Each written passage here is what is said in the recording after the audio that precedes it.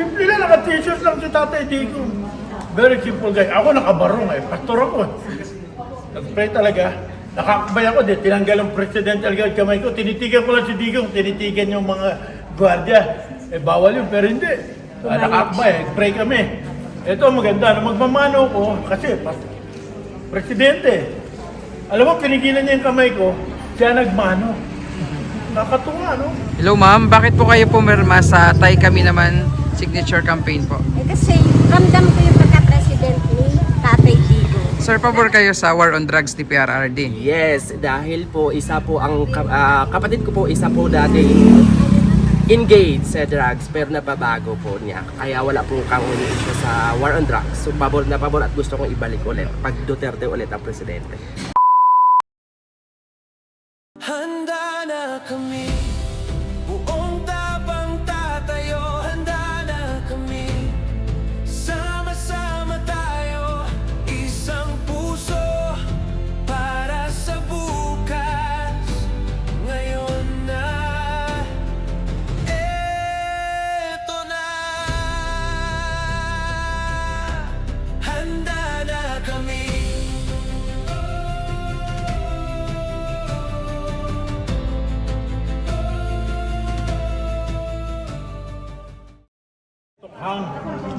Sabi ni Digong sa akin, alam niyo pastor, araw-araw 4 na pulis ang pinapatay ng mga adik, hitman. Hindi nila nilalabas sa media. At nilalabas nila yung pinatay ng pulis.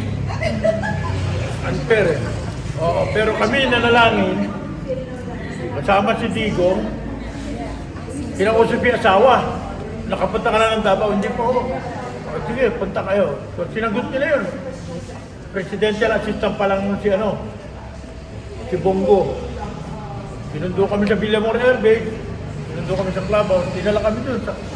Simple lang, naka-t-shirt lang si Tatay Digo. Very simple guy. Ako nakabarong pastor ako Dinner kami riyan, and then sabi ko, Tatay Digo, pag-pray kita ako pastor. Alam mo, nag-pray kami, John 3:16 yung binasa ko.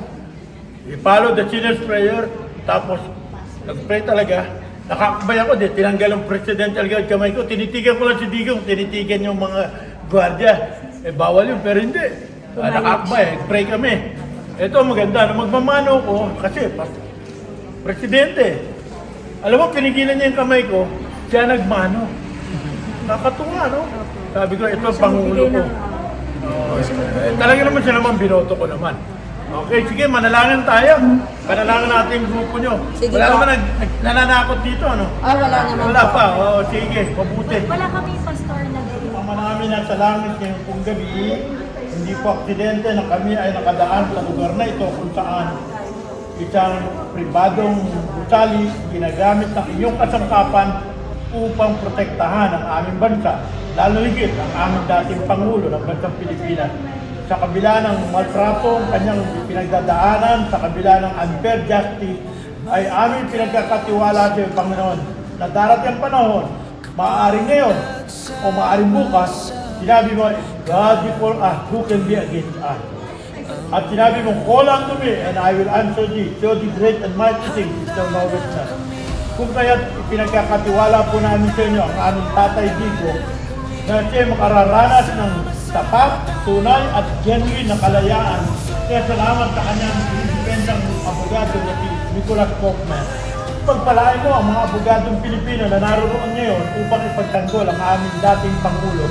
Isang ama na parang isandig ang aming bansang Pilipinas mula sa mga mapang-alagutang tinatawag namin mga elitista o mayaman sa aming bansa. O Panginoon, kahabagan niyo po ang aming Tatay Digong na siya palawigin mo ang kanyang buhay, lumakas pa ang kanyang kalusugan upang makababalik ng ligtas dito sa aming bayan. Salamat sa grupong ito. Ingatan niyo po sila na patuloy may taguyod ang kanilang pinaglalaban, ang karapatan ng bawat isa para sa panig ng makatwiran at katarungan ng tamang kalayaan ay matamo ng aming dating Pangulo. Pagpalain mo po yung former President Rodrigo Roa Duterte. Pagpalain mo rin ang grupong ito. Ingatan sila sa mga masasamang elemento. Pagpalain mo ang kanilang tahanan, kanilang pamilya, at ang kanilang ipinaglalabang may katarungan. Sinataas ko namin ang lahat na ito sa pangalan ni Kristo Jesus. Amen. Salamat po. Ngayon na handa na kami.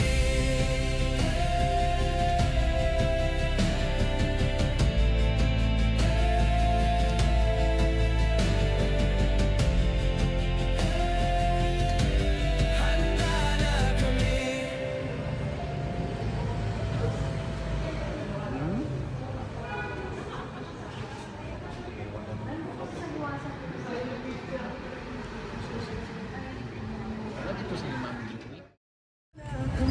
Hello ma'am, bakit po kayo pumirma sa Tay Kami Naman signature campaign po? Eh kasi ramdam ko yung pagka-president ni Tatay Digo. Lalo na yung pandemic, tapos yung taga-Marikina ako kasi maraming mga adik sa amin, mga nagsipagbago yun. Ngayon, salamak na naman ng mga ano ngayon kasi hindi na si Tatay Digo. Maraming natatakot talaga kay Tatay. Tsaka safe maglakad dati, pero ngayon hindi na. Kaya Tatay Digo. Thank you. Support ako. Opo. Thank you ma'am.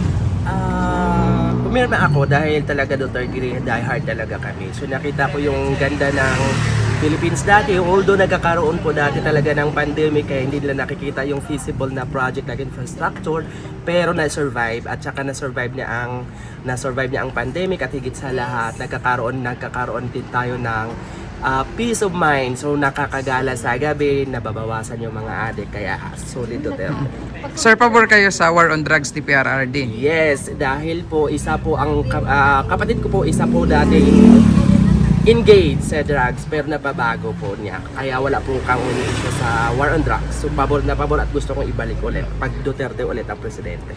Tapos, ano po ang birthday message nyo kay PRRD po? Tatay Digong, ano lang, so be strong, know that we Filipinos are here at your back, so we are backing you up. You did the right thing, napunta ka dyan sa dahig. I know God has a purpose and I know that God will bring you home soonest as possible. Thank you po.